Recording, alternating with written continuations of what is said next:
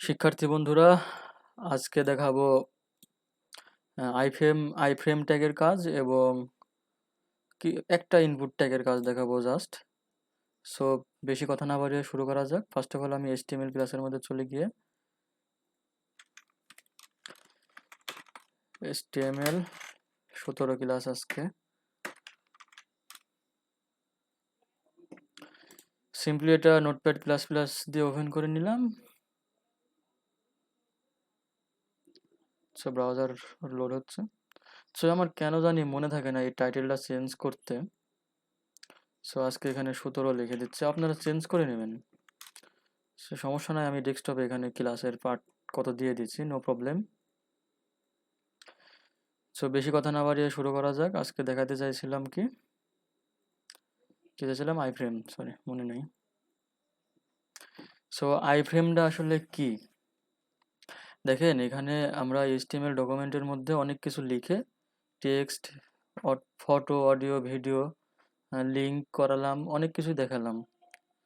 So এটা just save করে যদি এখানে রিলোড করতেছি, এগুলা এখানে শো করতেছে, তাই না? সো আমি যদি চাই, যেমন এখানে আমার এক শ্রদ্ধেয় বড় ভাই নাজিম ভাইয়ের একটু চ্যানেলটা পরিচিত করাই দিই। freelancernasim.com।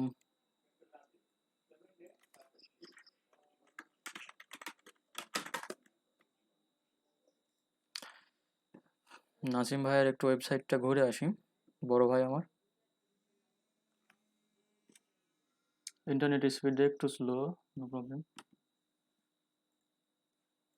So internet speed slow থাকার জন্য ভিডিওটা একটু পোস্ট করেছিলাম। সো এখানে ফ্রিল্যান্সার নাসিম ভাইয়ের ওয়েবসাইটে FNSclub.org-তে ভিজিট করার পরে একটা ওয়েবসাইট ওপেন হলো, সেটা আমার বড় ভাইয়ের ওয়েবসাইট। সো এটা যদি আমি আমার এই ওয়েব ব্রাউজারে এখানে যদি শো করাতে চাই, পারবো। সেটা কিভাবে? আইফ্রেম দিয়ে।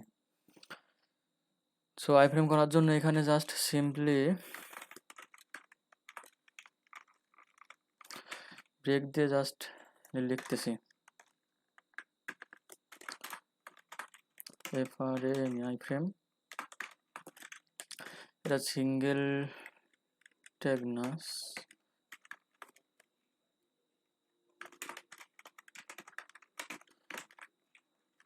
আইফ্রেম।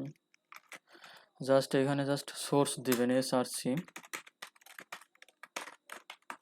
সিম্পলি এটার মধ্যে এসে জাস্ট এই ওয়েবসাইটের লিঙ্কটা কপি করবেন, কপি করে এখানে জাস্ট দিয়ে দেবেন সোর্সের মধ্যে, সেভ করে রিলোড করবেন। দেখেন কি আউটপুটটা আসে। এই যে এখানে কিন্তু অলরেডি ওয়েবসাইটটা শো করাচ্ছে। এই যে আমি যদি তার উইথ হাইটটা একটু ঠিক করে দিই,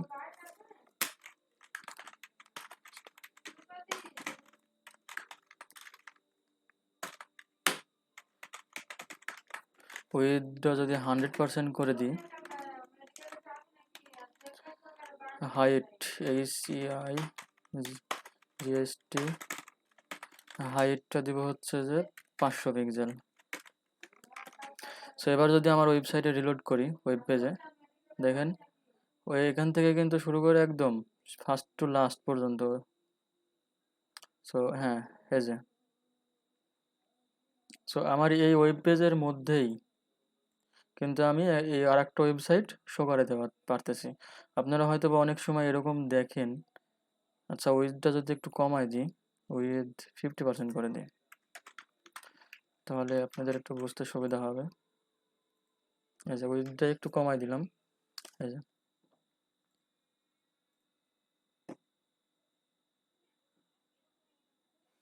আশা করি বুঝতে পারছেন যে আইফ্রেমের কাজটা কি। সো আপনারা জাস্ট একটু প্র্যাকটিস করতে থাকবেন। এরকম আইফ্রেম দিয়েই অনেক অনেক ওয়েবসাইট আর একটা ওয়েবসাইটের মধ্যে দিয়ে ভিজিট করা এইভাবে। সো আরেকটা কাজ দেখাতে চাইছিলাম, ইনপুট ট্যাগের কাজ। আজকে বেশিক্ষণ ক্লাস নিব না আজকে। আচ্ছা, ইনপুট ট্যাগের কাজটা দেখাই।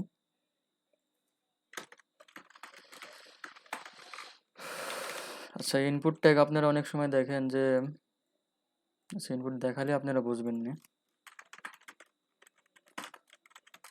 এটা হচ্ছে সিঙ্গেল ট্যাগ।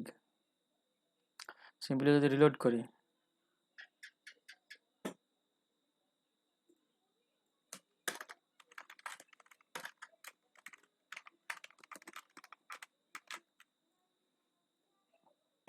এখানে দেখেন ইনপুট বক্সটা চলে এসেছে। আমি চাইলে এখানে কিন্তু এটার মধ্যে সাপোজ কিছু লেখা দেখেন ইমেল, ফেসবুক পাসওয়ার্ড দিয়ে লগ ইন করতে হয়, ঠিক সেই ইনপুট বক্সটাই এখানে আমি শো করাচ্ছি। That's it. সো এখানে যদি ইমেল লিখি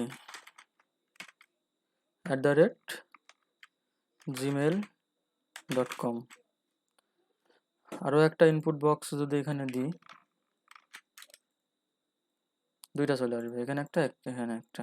সো এই পর্বে ইনপুট বক্সের বেশি কাজ দেখাবো না, আপনারা জাস্ট এটুকুই প্র্যাকটিস করতে থাকেন। অলরেডি 5-6 মিনিট ভিডিওটা হয়ে গেছে। সো পরবর্তী ভিডিও দেখার আমন্ত্রণ জানিয়ে এই ভিডিও শেষ করছি। আল্লাহ হাফেজ।